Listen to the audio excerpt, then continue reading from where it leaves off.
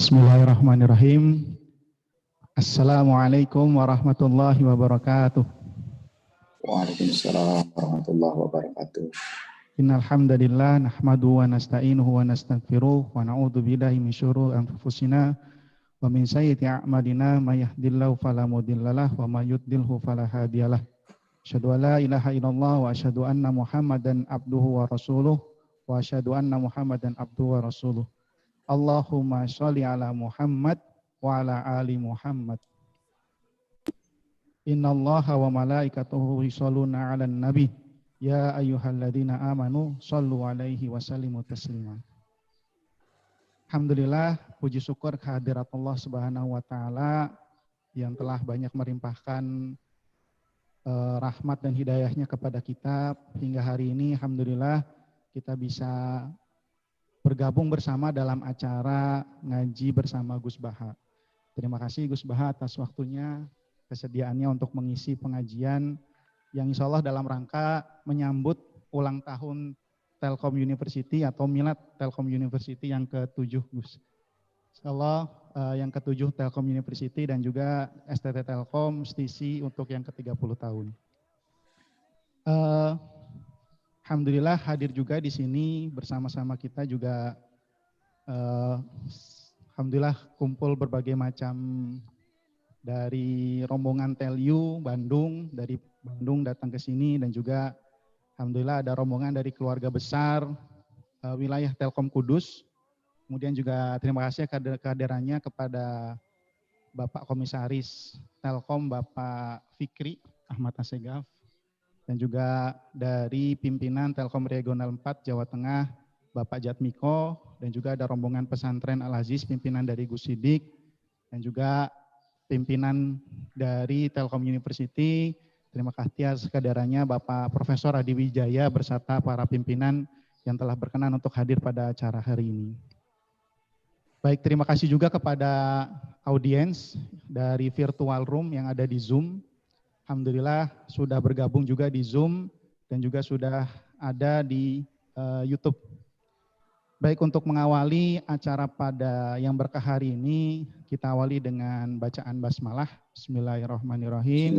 Kemudian pembacaan ayat suci Al-Quran dari At-Taqi Koyun Abadan. Beliau adalah mahasiswa S1 Desain Interior tahun 2017 Fakultas Industri Kreatif. Silakan kepada operator mungkin bisa di.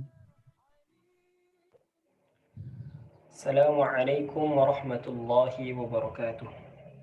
Assalamualaikum. A'udzu billahi minasy syaithanir rajim. Bismillahirrahmanirrahim. وَإِذَا مَسَّ الْإِنسَانَ ضُرٌّ دَعَا رَبَّهُ مُنِيبًا إِلَيْهِ ثُمَّ إِذَا خَوَّلَهُ نِعْمَةً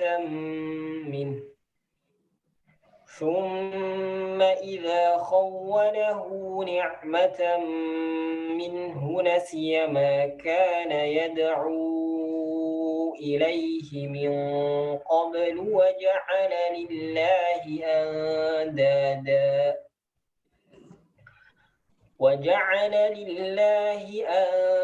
أندادا ليضل عن سبيله قل تمتع بكفرك قليلا إنك من أصحاب النار أمن هو قانت آناء الليل ساجدا وقائما يحذر الآخرة ويرجو رحمة ربه قل هل يستوي الذين يعلمون والذين لا يعلمون إنما يتذكر أولو الألباب Sadaqallahul azim. Wassalamualaikum warahmatullahi wabarakatuh. Waalaikumsalam. Baik, terima kasih kepada Mas Ataki Kowiyun Abadan. Beliau adalah mahasiswa dari Telkom University, Fakultas Industri Kreatif. Dan alhamdulillah beliau juara 1 MHQ di UIN Sunan Gunung Jati dan berbagai macam perlombaan MTQ yang ikut dalam kegiatan tersebut. Baik, saya ingin menyapa peserta ataupun juga yang ada di sini, hadir pula di sini. Tadi mohon maaf lupa tersebut. Keluarga mahasiswa dari Nahdlatul Ulama dari Telkom University dan juga dari IPB ya tadi ada ya Mas. Terima kasih banyak atas kehadirannya dan juga para alumni dari Telkom University. Dan alhamdulillah juga sudah tergabung di Zoom. Tadi saya dapat kabar sekitar 500 peserta sudah tergabung dalam Zoom dan insya Allah akan terus bergabung di dalam Zoom tersebut dan juga saya pikir di YouTube juga tidak kalah banyak gitu ya. Alhamdulillah insya Allah nanti kita bisa mengikuti pengajian dari Gus Baha dengan khidmat insya Allah. Dan juga sebagai informasi insya Allah nanti kita buka tanya jawab yang di Zoom silakan bertanya di fasilitas Q&A.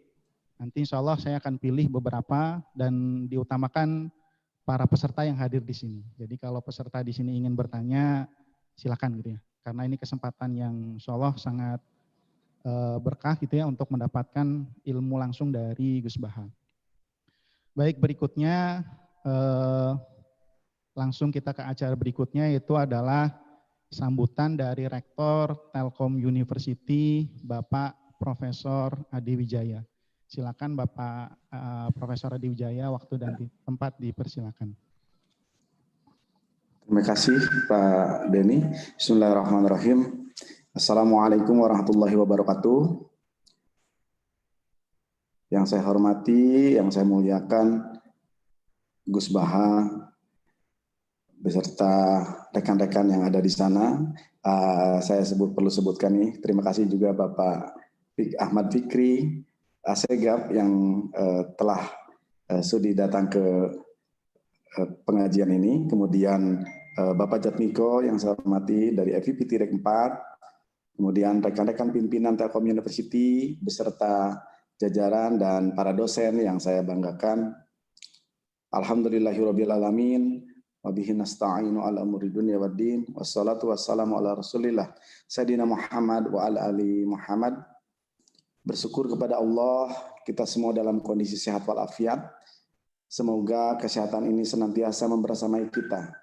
Karena sesuai dengan hadis Nabi bahwa kesehatan ini kadang-kadang kita lalaikan nikmat ini. Insya Allah di tengah pandemi ini kita senantiasa bersyukur dengan menjaganya kesehatan ini. Rekan-rekan semua yang saya cintai, Gus Baha yang saya muliakan, pertama kali saya ingin mengucapkan terima kasih kepada Gus Baha atas waktu yang telah disiapkan untuk kami. Betul bahwa tadi dikatakan bahwa kami adalah milad dari Telkom University ini. 30 tahun perjalanan kampus Telkom sampai akhirnya menjadi Telkom University di tahun 2013 yang lalu. Alhamdulillah bersyukur kepada Allah atas segala limpahan nikmat, prestasi, capaian dari Telkom University dalam berusaha untuk mewujudkan, membangun SDM yang unggul untuk bangsa ini, sehingga bisa berkontribusi membentuk generasi penerus bangsa ini. Insya Allah yang kami ajarkan adalah tidak hanya keterampilan, namun juga karakter, termasuk spiritual, sehingga ini akan menjadi pondasi pada saat mereka beraktivitas nanti di masyarakat. Insya Allah itu apa yang dilakukan oleh mereka, oleh kita semua akan menjadi nilai ibadah. Saya jadi teringat apa yang disampaikan Mbah Mun terkait dengan bagaimana mendidik putra-putri kita. Katanya, jadi guru itu tidak usah punya niat bikin pintar orang. Nanti kamu hanya marah-marah ketika melihat muridmu tidak pintar. Ikhlasnya jadi hilang. Nah, dalam kesempatan ini insya Allah siraman spiritual, tausiah yang akan disampaikan Gus Baha ini akan membawa kita, akan membangun pada diri kita sebagai pendidik, apa yang kita berikan, apa yang kita lakukan, apa yang kita persembahkan dalam kontribusi membangun SDM unggul tadi, insya Allah menjadi lillah, tidak hanya lelah yang kita rasakan, tapi insya Allah menjadi amal jariah yang akan menjadi penolong kita nanti di yaumil hisab. Amin ya rabbal alamin. Seiring dengan ini juga, saya atas nama pribadi dan beberapa rekan yang belum sempat sowan ke pesantren Gus Baha, saya memohon maaf, insya Allah, karena memang saat ini kami akan kedatangan beberapa tamu juga, ini bentrok dengan yang dari Kementerian Pendidikan dan Kebudayaan. Insya Allah pada saat bulan depan kami ingin melaksanakan hajat kami untuk sowan ke pesantren Gus Baha. Semoga kita semua senantiasa diberikan kesehatan, semoga acara ini diberikan kelancaran, tentunya membawa atau bermuara pada keberkahan untuk kita semua. Terima kasih. Assalamualaikum warahmatullahi wabarakatuh. Waalaikumsalam warahmatullahi wabarakatuh. Terima kasih Profesor Adi Wijaya selaku Rektor dari Telkom University yang telah memberikan sambutan sebagai perwakilan dari kampus Telkom University. Baik, kita langsung masuki acara inti yang kita tunggu-tunggu, yaitu adalah insya Allah ngaji dengan Gus Baha. Sedikit mungkin sudah dikenal juga di kalangan santri bahwasanya kita jadi kita mendapatkan guru, insya Allah hari ini kita pengen deres ilmu dari Kiai Haji Ahmad Bahauddin Nur Salim atau lebih kita kenal dengan Gus Baha. Beliau adalah murid dari Kiai Haji Maimun Zubair atau Mbah Mun. Kita kenal juga, alhamdulillah kita juga bisa mengkaji banyak sekali ilmu karena beliau salah satu ulama ahli tafsir yang memiliki pengetahuan mendalam tentang Al-Quran yang menamatkan dari Pondok Pesantren Al-Anwar. Dan alhamdulillah juga beliau adalah pengasuh Pondok Pesantren LP3IA Narukan Rembang. Insya Allah pada kesempatan kali ini topik yang kita angkat adalah Tauhid sebagai inspirasi dalam kontribusi membangun bangsa.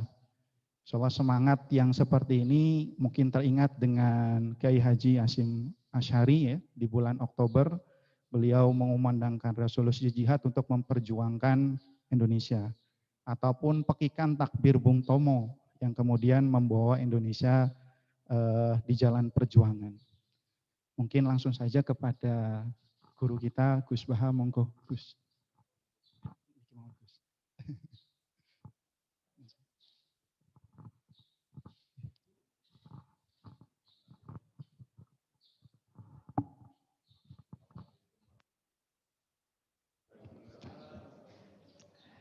Bismillahirrahmanirrahim. Rabbi shrah li sadri wa yassir li amri wahlul 'uqdatam min lisani. Allahumma shalli wa sallim ala habibika Mustafa Muhammadin wa ala alihi wa sahbihi asma'in, nama ba'du. Yang kita hormati bersama Profesor Dr. Adi Wijaya selaku Rektor Telkom University. Di sini kita ditemani dan yang tentu kita hormati Habib Fikri Assegaf. Ada Bapak Kiki, ada beberapa teman tadi yang sudah disebutkan oleh moderator. Langsung saja sesuai tema bahwa kita akan menjadikan tauhid sebagai sumber inspirasi bangsa atau sumber kekokohan bangsa atau sumber ketahanan NKRI. Perlu dicatat bahwa di antara yang sering disabdakan oleh Rasulullah SAW adalah inna minal bayani la sikhron. Jadi penjelasan atau orasi atau argumentasi atau apa sajalah itu adalah bagian dari sihir. Sihir di sini maknanya itu sesuatu yang kayak hipnotis, tapi di sini dalam konteks positif. Dulu ketika periode Rasulullah Muhammad SAW itu pertarungan hak dan batil itu diolah pikir. Olah pikir yang diterjemahkan oleh artikulatif atau sistem verbal. Memang ini agak aneh. Jadi kalau mukjizatnya Nabi Musa itu fisik. Fisik itu misalnya melawan Fir'aun dengan kekuatan tongkat yang super dahsyat. Sehingga Laut Merah dipukul sama tongkatnya Fir'aun, kemudian tongkatnya Nabi Musa, kemudian bisa membelah jadi jalan, Fir'aun tenggelam. Begitu juga nabi-nabi yang lain ada kekuatan fisik yang bisa dilihat sebagai mukjizat. Tapi ketika Nabi Muhammad SAW jadi nabi itu pertarungannya itu ke sistem rasional. Dan yang enggak rasional itu dijelaskan dengan satu penjelasan yang seakan-akan rasional. Ini yang agak jelimet. Sehingga ada wala talbisul haqqo bil batil. Jangan menyampur adukkan hak dengan batil. Saya beri beberapa contoh kejadian.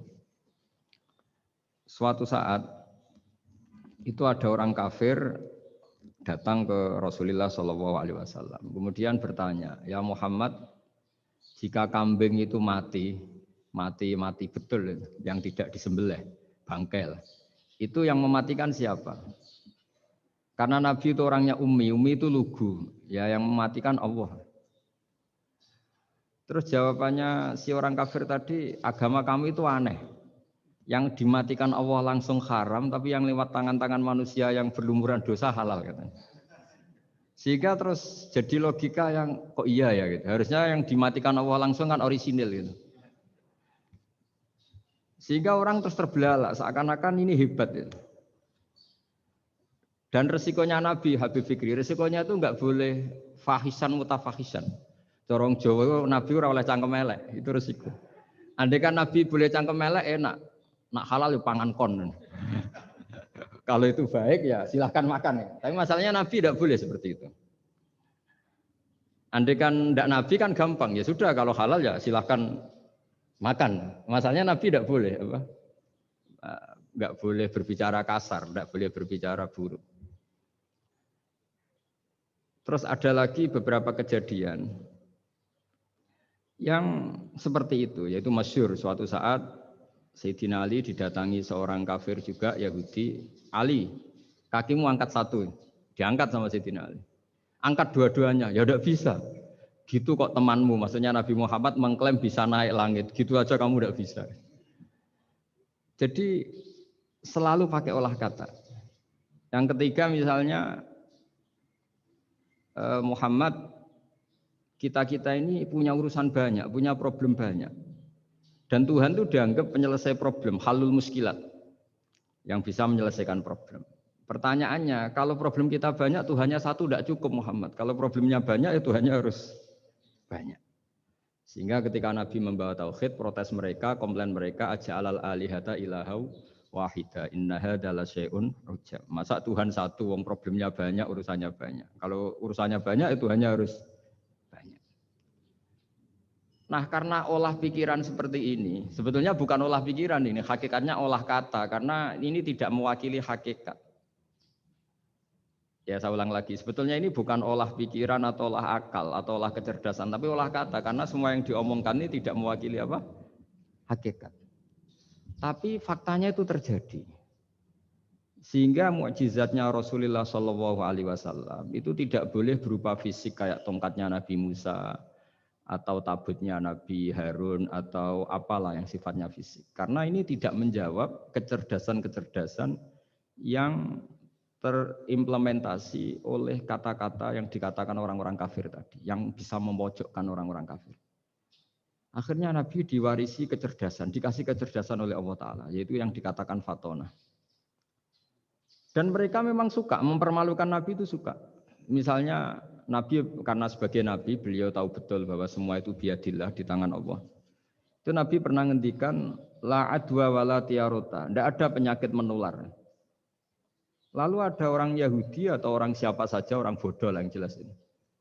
Ada unta yang kena penyakit gudik, kalau orang Jawa bilang gudik apa? Kalau orang itu agak apa? Kudis ini. Yang kena kudis ini dijejerkan sama yang waras. Ternyata yang waras sekarang jadi kudisan.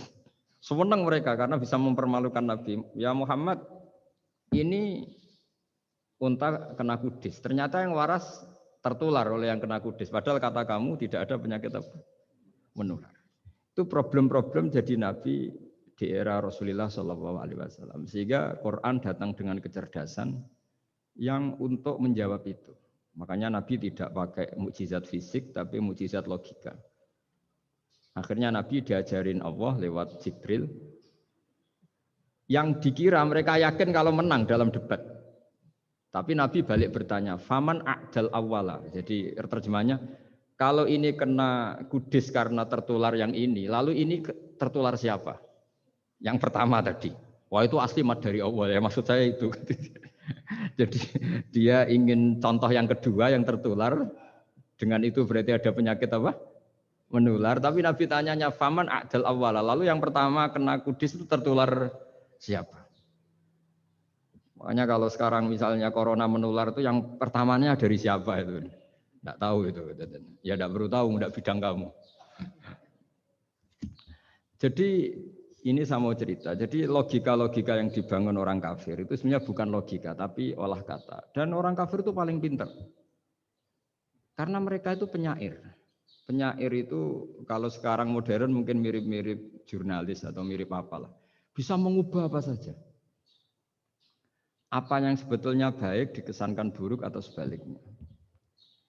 Sehingga ini menyusahkan karena Nabi harus ngendikan hakikat, harus mengatakan sesuatu yang nyata dengan bahasa yang benar.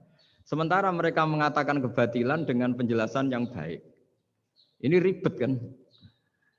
Sehingga dalam banyak percekcokan ya, itu susah dicari jalan tengah karena sama-sama mirip, kebenaran ini sama-sama mirip. Jadi misalnya yang masyhur dalam satu peristiwa besar, konflik antara Sayyidina Ali dan Sayyidina Muawiyah. Itu konflik yang nggak bisa diedarkan, gara-gara kalimat, gara-gara kata-kata. Makanya sekeras-kerasnya pedang atau senjata itu masih keras apa? Kata-kata atau polemik lah atau apalah. Karena sekarang itu agak susah membahasakan. Ketika konflik Ali dan Muawiyah itu ada orang bilang, ya sudah, nahkum bi kitabillah. Sudah sekarang kita kembali ke kitabillah. Itu mereka megang mushaf. Mushaf ini yang saya pegang namanya mushaf. Seakan-akan itu benar karena orang Islam harus kembali kepada kitabullah. Pertanyaannya lalu Ali kata Ali, fadorobal mushafa biyadihi. Sayyidina Ali nepuk mushaf ini keras sekali. Sal hadal mushaf kata Sayyidina Ali. Kalau kita harus kembali ke Quran, coba tanya ini. Mushaf ini ya, mushaf seperti milik saya ini. Akhirnya orang-orang Khawarij bilang, innama huwa warokun wa madadun. Itu hanya kertas sama tulisan. Bagaimana mungkin kita bertanya? Pas itu adalah orang Khawarij itu orang yang nggak mau ngakui Ali, juga nggak mau ngakui Muawiyah. Dan Sayyidina Ali sama Sayyidina Muawiyah sudah sadar mau bikin mediator, mau bikin solusi jalan tengah. Jadi sebenarnya dua beliau itu orang baik. Gara-gara diprovokasi orang Khawarij, terus jadi bentrok. Orang Khawarij bilang, nggak ada Ali, nggak ada Muawiyah, yang ada adalah kitabullah, yaitu mushaf. Benar, secara zahir benar, memang orang Islam harus kembali ke mushaf. Tapi Sayyidina Ali pinter, sal hadal mushaf. Kalau gitu, tanyakan mushaf itu. Ketika Sayyidina Ali dan Sayyidina Muawiyah sudah sepakat bikin perdamaian. Akhirnya singkat cerita, innama huwa rokun wa wadadun, kata orang-orang Khawarij, itu hanya kertas dan pena. Kenapa bisa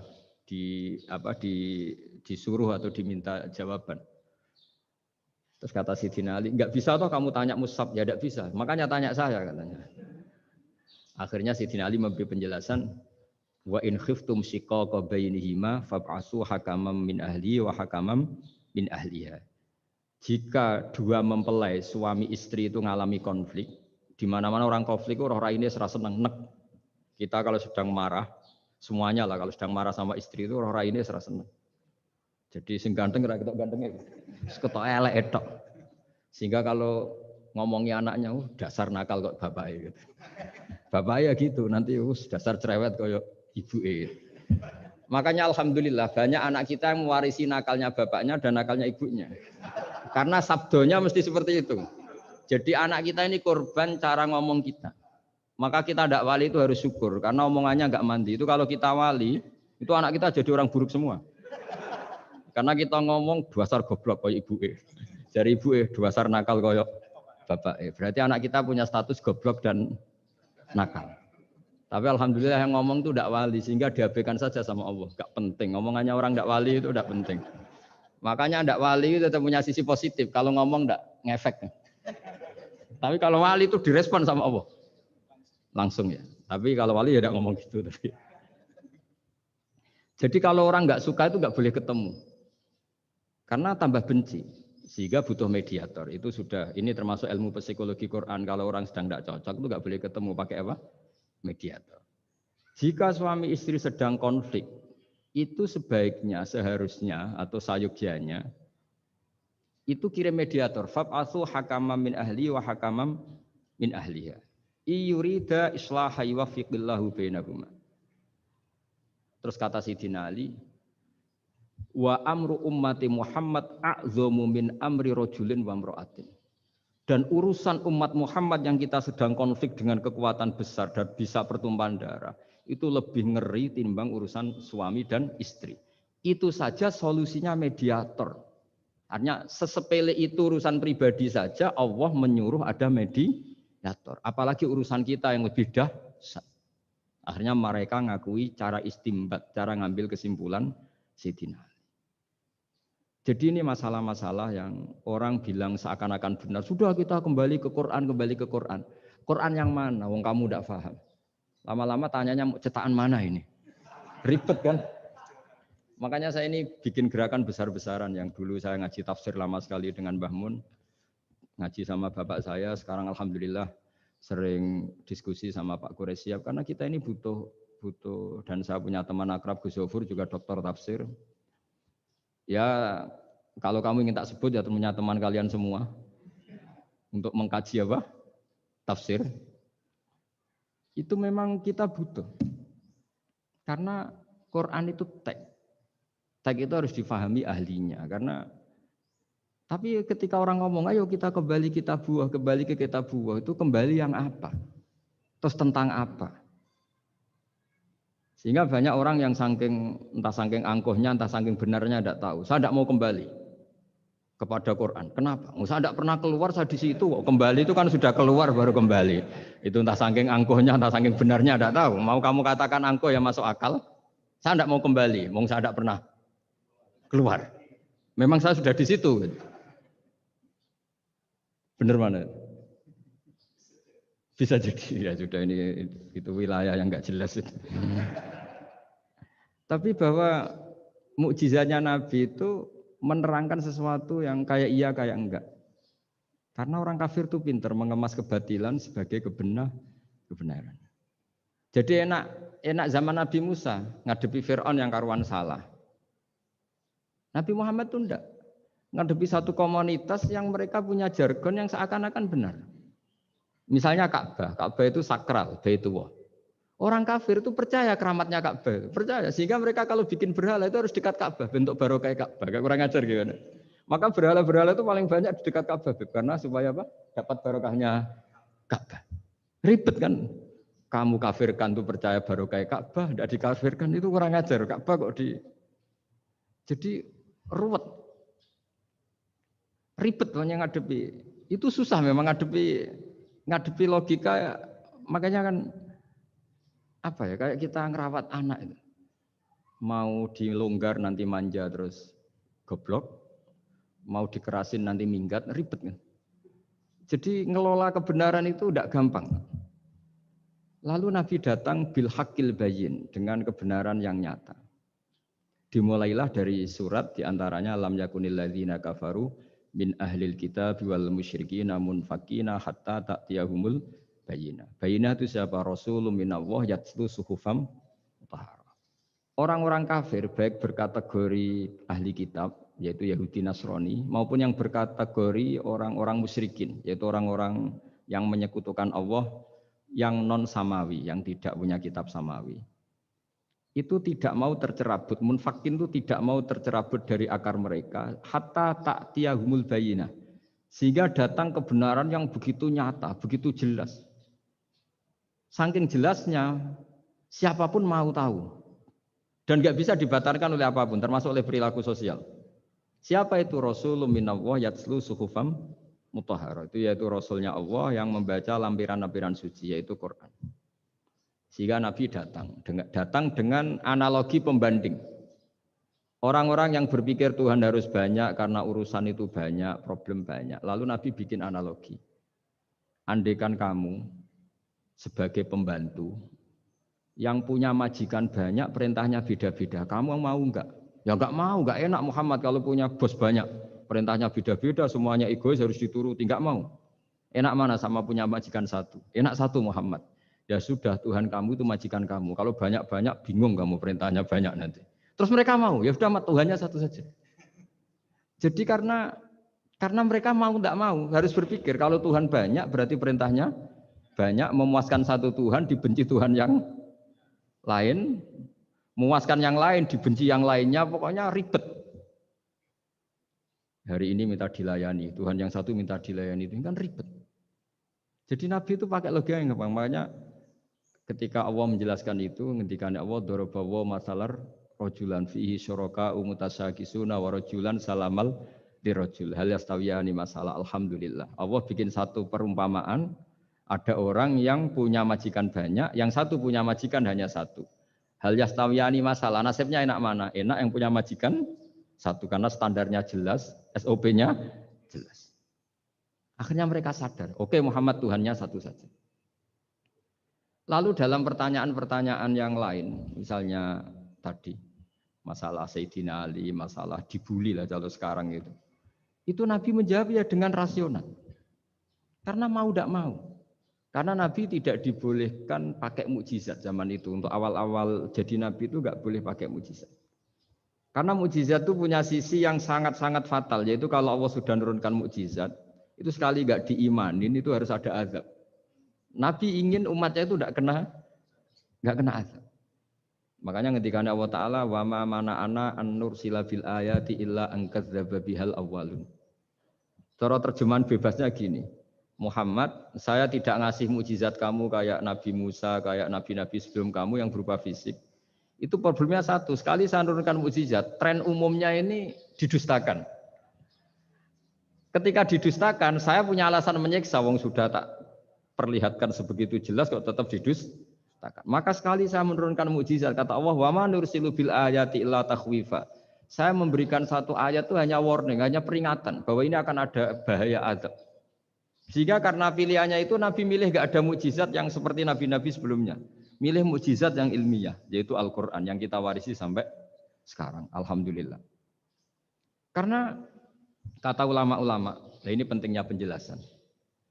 Andaikan mukjizat kita itu hanya tongkat, maka hanya ada di museum. Kita lihat tongkatnya Nabi Musa, mungkin klaimnya ada di Turki. Mukjizat tabut kita lihat lagi di mana lah tempat di museum apa. Tapi kalau mukjizatnya Al-Quran, itu umatnya Nabi akan merasakan nikmatnya ila yaumil kiamah.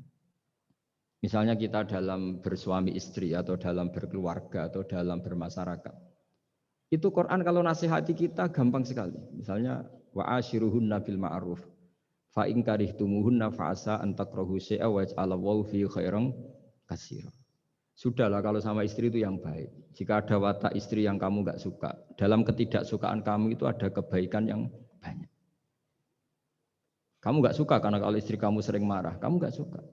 Sukanya yang senyum. Tapi kalau senyum terus sama orang lain juga senyum, ribet kan kamu. Jadi sudah anggap saja ada hikmahnya. Semua itu ada hikmahnya.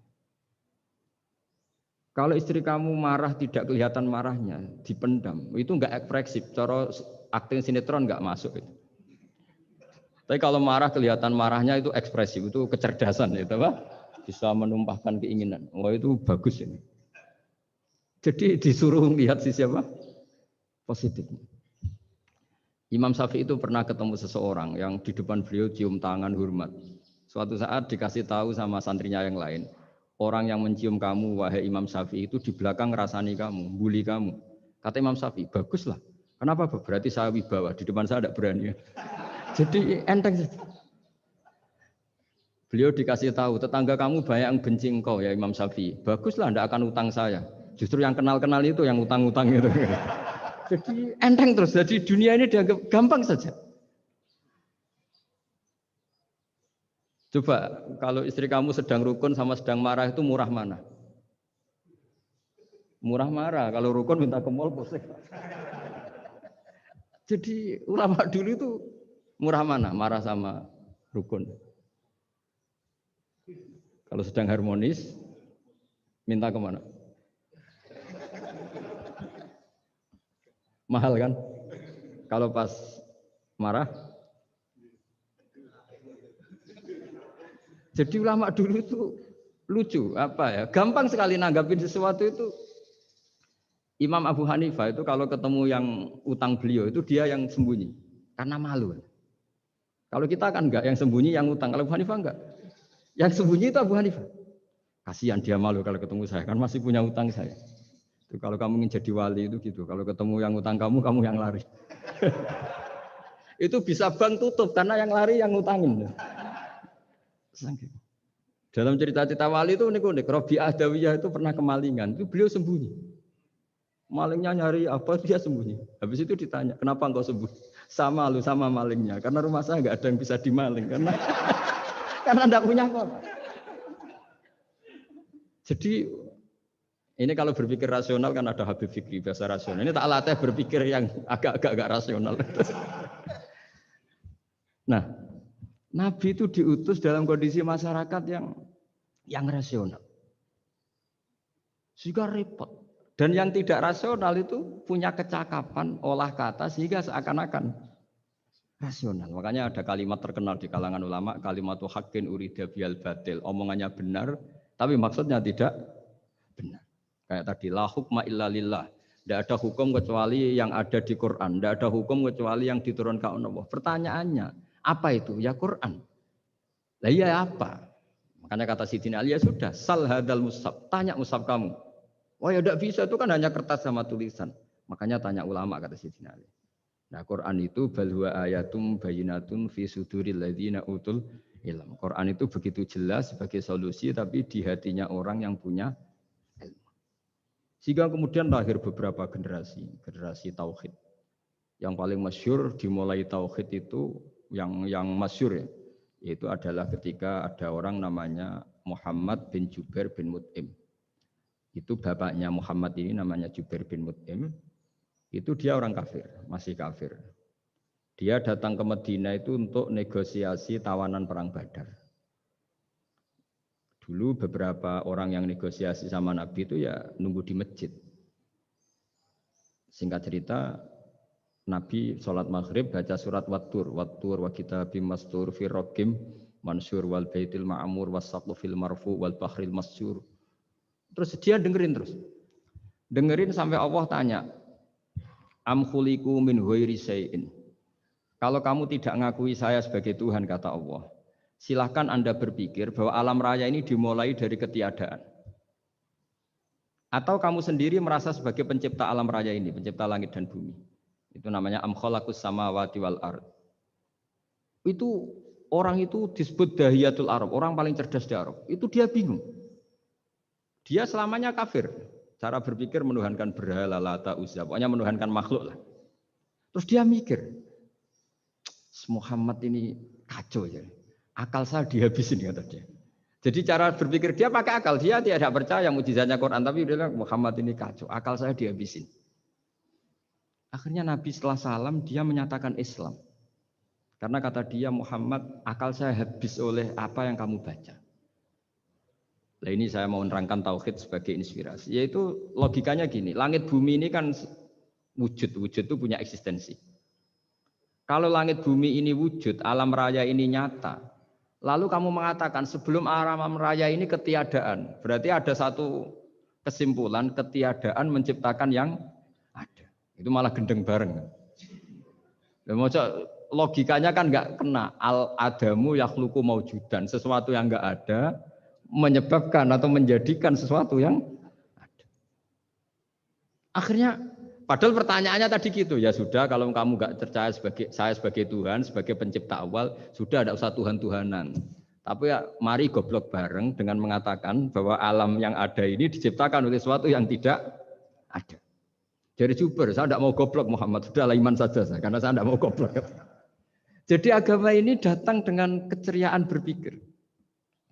Sehingga Ibnu Hajar al-Asqalani mengatakan hadatin ja'a bil iltizat al-aqli. Agama ini datang dengan kenyamanan berpikir.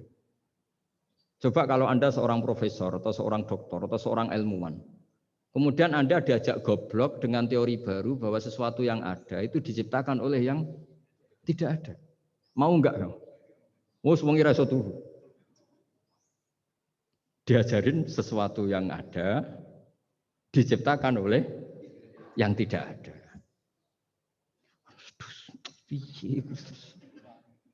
Gak keren lah. Gak boleh sudah. Jadi tauhid itu. Nah, kemudian lahir ulama-ulama baru yang cara ngarang sama. Ini kitab yang dulu saya ngaji sama Syekhina Kiai Maimun Zubair Mbah Mun. Itu kemudian ulama-ulama baru, kata Yai Mbah Mun itu juga bapak saya sering pesen, orang itu harus tahu zaman.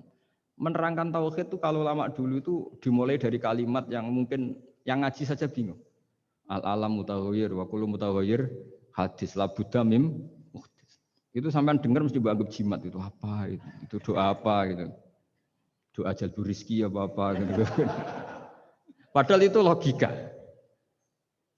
Tapi terus ulama-ulama modern itu ngarang seperti ini. Ini ada gambar. Ini kitab yang saya dulu ngaji sama Mbak. Itu digambar seperti ini. Maksudnya digambar seperti ini gini. Penjelasannya gampang. Sampean kalau gambar seruat apapun, misalnya gambar gedung tingkat 5 atau gambar gunung atau gambar apa saja. Mbok seruat apapun gambar itu dimulai dari satu titik. Tadi hadhil awalim kulluha, bahwa alam semua ini dimulai dari nuqtatil wujud, ada titik wujud. Dan karena ini wujud penyebab harus bersifat awal. Makanya Allah itu selain wujud harus bersifat al-awwal. Kalau bahasa pondok al-qadim. Karena tidak mungkin yang menciptakan kemudian kalah dulu dengan yang diciptakan. Begitu juga Imam Al-Amudi. Imam Al-Amudi itu jadi wali itu karena dia ahli matematika. Sampai muridnya itu eskal. Ini guru saya masuk surga enggak? Kalau ngajar itu senangnya ngajar matematika. Beliau ahli usul fikih, ahli fikih. Tapi senangnya ngajar matematika. Sampai muridnya sanksi, ini masuk surga enggak ya? Walhasil dalam cerita keramat beliau, sama ndak usah terus saya ndak percaya. Kamu ndak wali, kok ndak percaya gimana?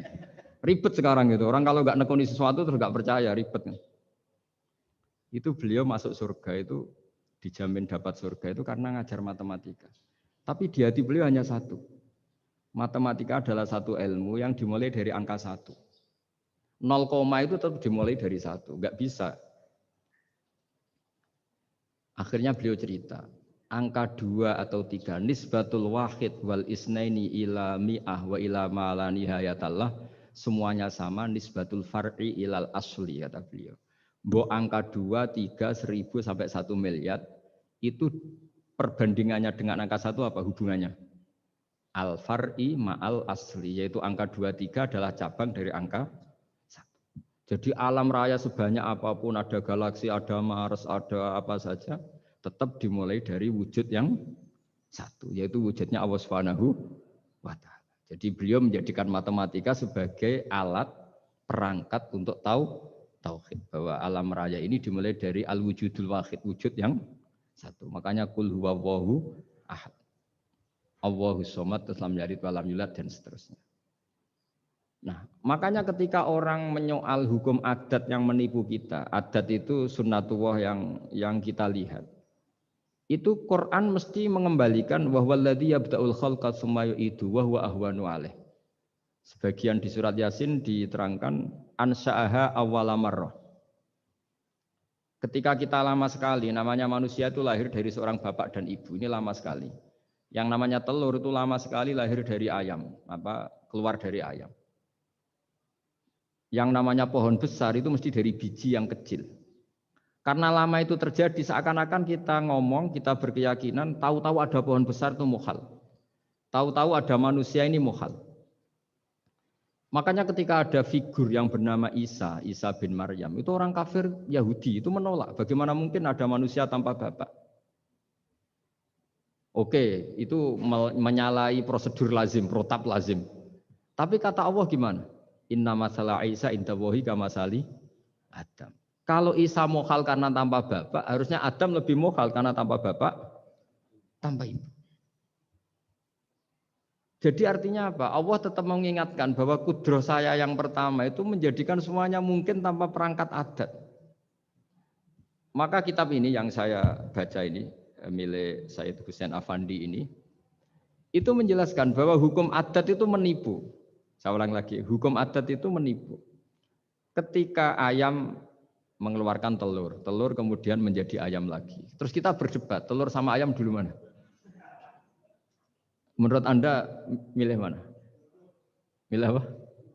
Telur. Kalau ini, yang kubu sebelah ini. Ayam apa telur? Telur. Ayam. Ayam lahir dari. Nah, pertanyaannya begini kalau menurut tauhid. Ketika lazim kalau telur itu nanti suatu saat jadi ayam, terus ayam kemudian lazim mengeluarkan telur. Ketika Anda mengatakan mungkin kontribusi Anda terhadap kemungkinan itu apa? Kan sama, Anda tidak ikut menciptakan. Wong tidak ikut menciptakan kok menvonis mungkin dan tidak mungkin. Kamu itu hanya saksi. Makanya pertanyaannya Allah, loh ketika itu kamu anggap mungkin, kontribusi Anda itu apa? Kan hanya melihat. Kamu sendiri tetap tidak mampu bikin telur, Anda juga tidak mampu bikin ayam. Artinya meskipun telur jadi ayam, ayam jadi telur sampai kiamat, tetap ada kontribusi kudrohnya Allah Subhanahu wa Ta'ala. Bukan berarti berdiri sendiri, wong kamu yang bilang mungkin ya nyatanya enggak berkontribusi. Sehingga kalau suatu saat Allah bikin telur dari batu atau ayam keluar dari batu, bagi Allah itu enggak masalah. Tapi bagi kamu masalah. Bagaimana mungkin hewan keluar dari batu? Ini logikanya gimana? Loh memangnya ketika telur dari ayam itu logika kamu gimana coba? Kamu ikut bikin enggak? Nah ini di sini pentingnya mukjizat. Akhirnya Allah bikin mukjizat, ada satu onta besar keluar dari batu, yaitu mukjizat Nabi Kamu memasalahkan, ini gimana onta kok keluar dari batu? Lalu kalau Allah tanya kamu, gimana telur keluar dari ayam? Loh ini biasa Gusti mungkin, memangnya kamu bisa. Berarti bagi orang yang tauhid, yang wali, keluarnya ayam dari telur sama onta dari batu itu nisbatnya sama. Sama-sama semuanya di luar kontribusi kita. Kenapa yang satu kamu katakan mungkin, yang satu kamu katakan tidak mungkin? Toh kamu sama-sama tidak terlibat.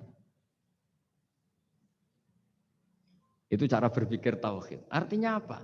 Orang-orang wali atau orang-orang alim, meskipun melihat telur keluar dari ayam tiap hari, tetap subhanallah, subhanallah, Allahu Akbar. Karena ini keajaiban. Tapi kamu kan enggak taunya ajaib itu yang aneh-aneh itu.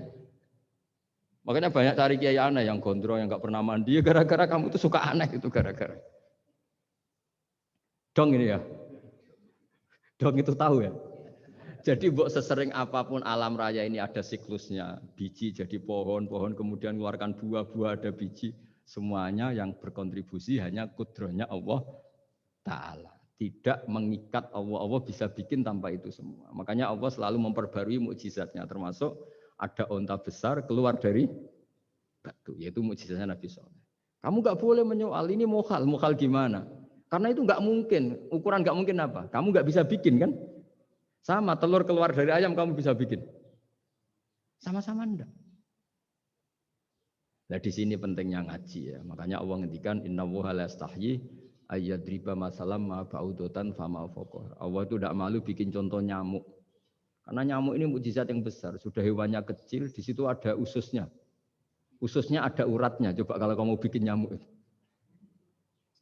Kalau yang santri agak nakal itu ya ada alat kelaminnya, ada uratnya. Coba jenengan bayangkan, nyamuk kecil kan? Itu ada uratnya enggak? Ada ususnya ada uratnya. Uratnya ada bakterinya. Pusing kan kamu? Jadi sebetulnya ayat Allah yang dasar itu bukan dinosaurus tapi nyamuk. Bikin uratnya dinosaurus masih gampang, hewannya besar paling uratnya segini. Itu pesan di Juwana bisa lah. Tapi kalau pesen organnya apa? Nyamuk.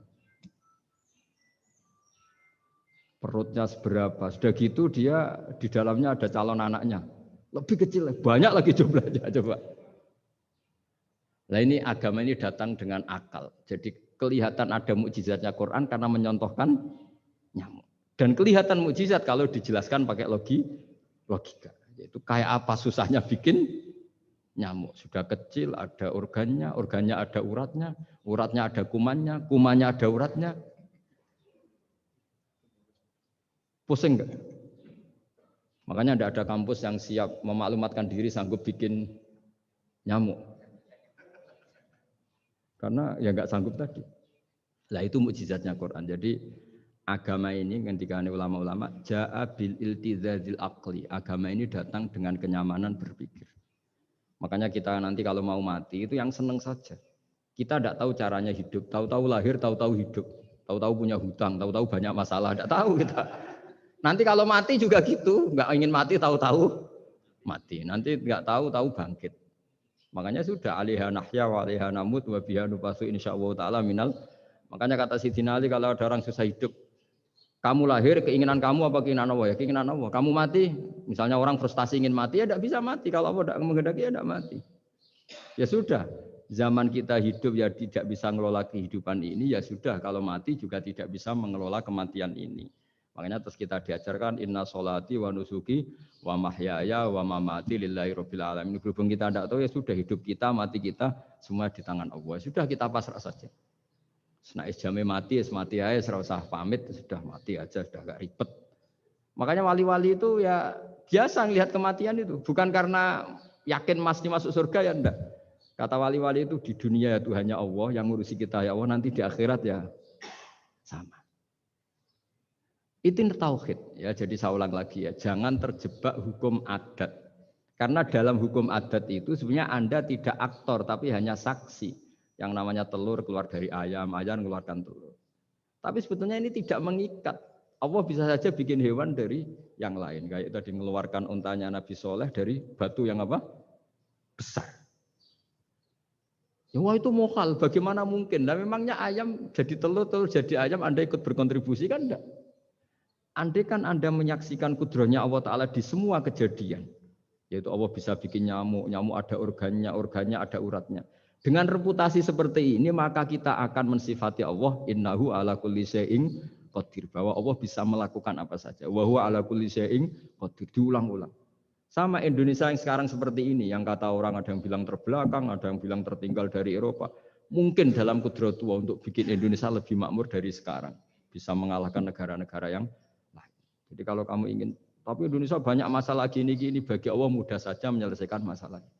Tetap inna dzalika 'ala Allahi yasir. Kita harus optimis bahwa semuanya bagi Allah mudah. Tapi cara berpikir ya tadi, dengan reputasi Allah bisa bikin nyamuk. Nah nyamuk sulitnya di mana ya tadi, sudah kecil, punya organ, organnya punya urat, uratnya punya bakteri, bakterinya punya organ, organnya bakteri, mungkin ada bakteri lagi. Pusing kan? Ya jangan usah dipikir kalau pusing. Ya jadi terus yang terakhir, saya mohon kalau baca Quran sebisa kita ada yang diangen-angen.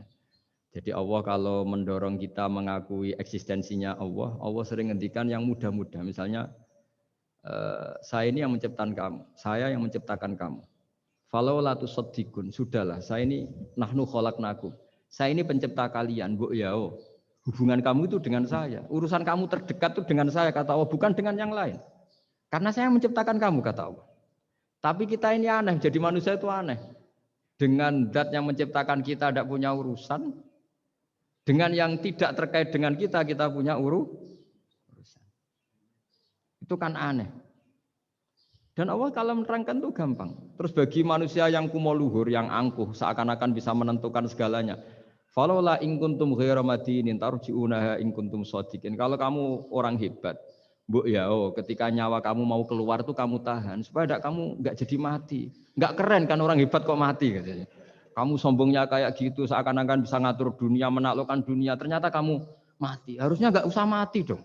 Kata Allah falaula in kuntum ghairu madinin tarji'unaha in kuntum shadiqin. Makanya falaula idza balaghatil khulqum wa antum khina idzin tangdur. Mbok ya orang-orang yang keren, yang merasa hebat, yang biasa ngatur dunia, mbok ya ketika mati itu jangan mau. Ya ini sensitif wilayah. Ya saya kira demikian ya, semoga lewat ngaji ini kita kembali ke tauhid yang benar lewat penjelasan-penjelasan yang akli, yang rasional. Saya pastikan agama ini datang dengan al-iltizatul akli, kenyamanan berpikir. Kayak apa susahnya kita dengan jadi ateis? Karena harus punya rumus bahwa yang ada diciptakan oleh yang tidak ada. Itu kan jadi aneh.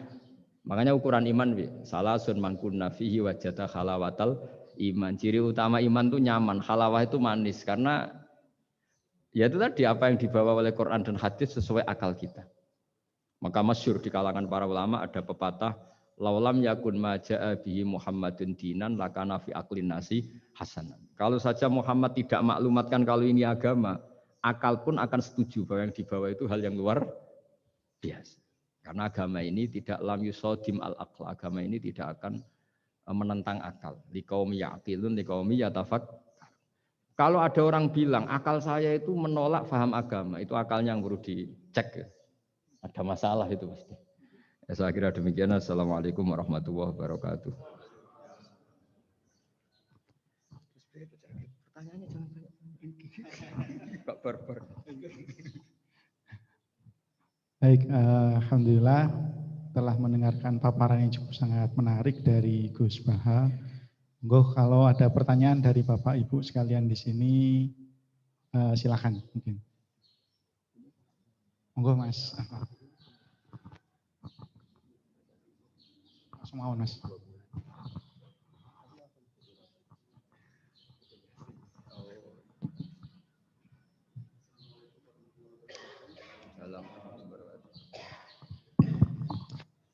Gus badhe tanglet. Sojoon. Nggih. Gus, ilmu itu kan membingungkan. Semakin dipelajari, kita semakin merasa fakir. Kesimpulannya langsung ilmu itu membingungkan. Iya. Kita ambil menurut saya, jangan. Tapi ilmu itu juga paradok, Gus. Semakin dipelajari, kita semakin tahu, semakin ingin membaca, tapi kadang kita juga merasa takut dengan ilmu itu sendiri. Pertanyaan saya, apakah itu hal yang wajar, Gus?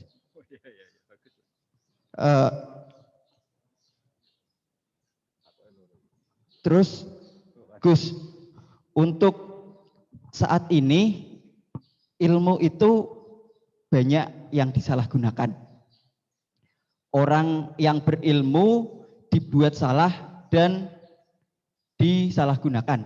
Pertanyaannya adalah supaya orang yang benar itu tetap benar walaupun disalahkan dan disalahgunakan, guidance-nya itu apa, Gus?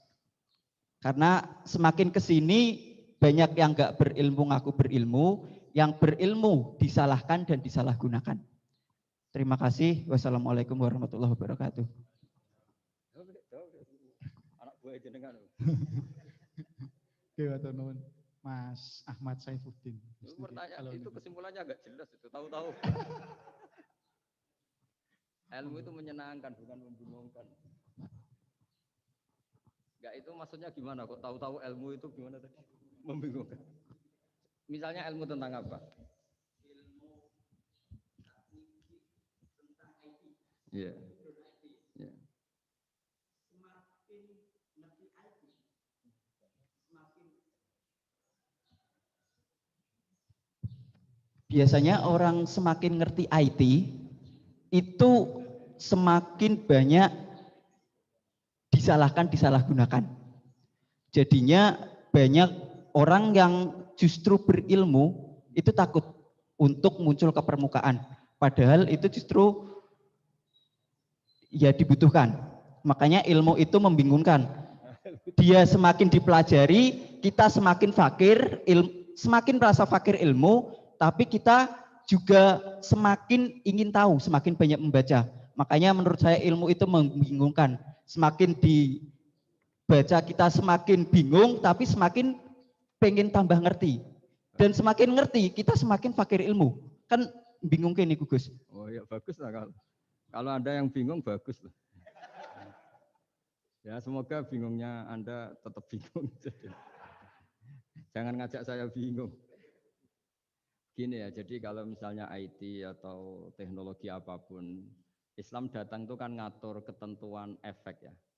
Misalnya mudahnya komunikasi bagi orang yang soleh mungkin terus dipakai ngaji, dipakai kebaikan, dipakai menjaga NKRI.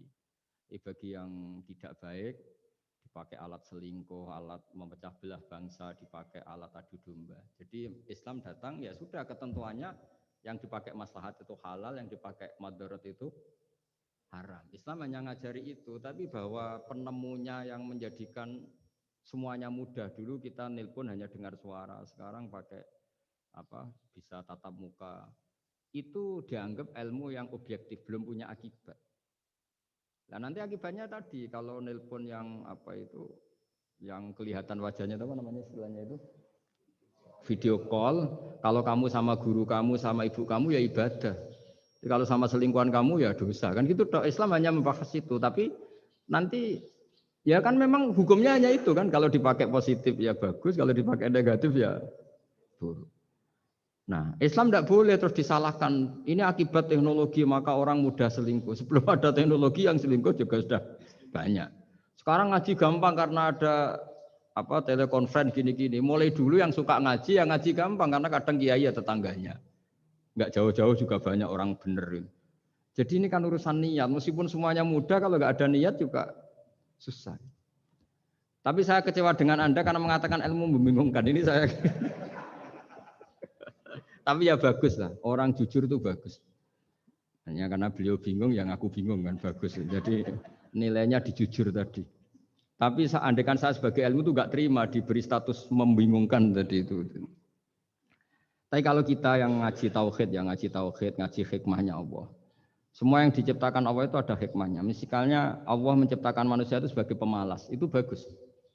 Bagusnya begini, kalau di bab ibadah pemalas itu buruk. Tapi kalau andaikan Anda ditakdir punya kemampuan ahli nuklir, terus Anda tidak pemalas, setiap hari bikin nuklir yang paling dahsyat. Pertama hanya bisa menghancurkan Hiroshima dan Nagasaki, suatu saat bikin yang se-Asia. Lama-lama bikin yang seluruh dunia. Lama-lama saking cerdasnya, pertama butuh bahan besar, lama-lama hanya kecil. Ribet kan?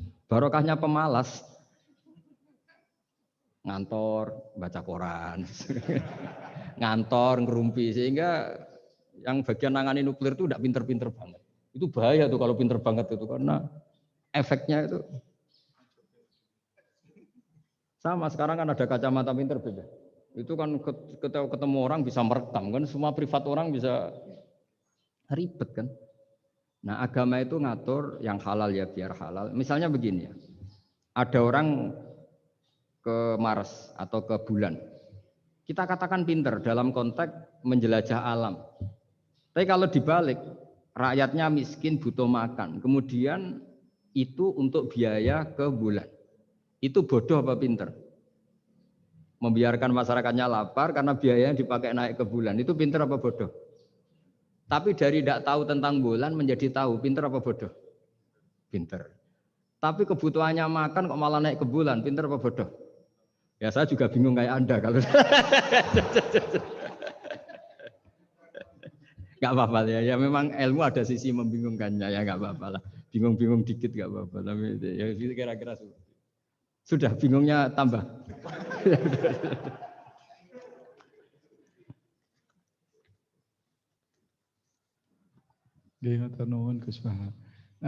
Berikutnya monggo Mas Afif nih, Afif Khairul Hidayat. Oh itu yang undang malah tanya.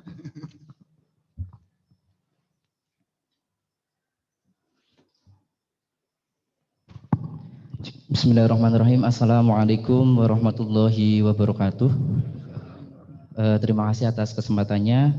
Gus Baha izin bertanya, bagaimana cara paling efektif membendung pemikiran-pemikiran neo-khawarij di lingkungan kampus?